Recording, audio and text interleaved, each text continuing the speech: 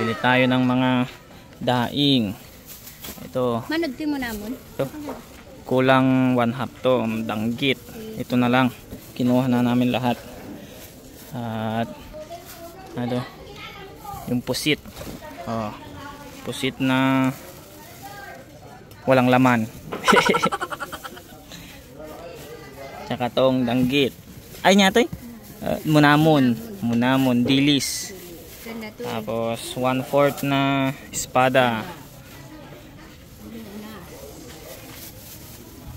Munamon.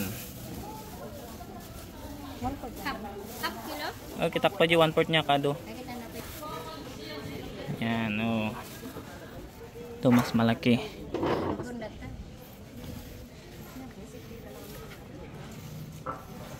Yan, 4 lang.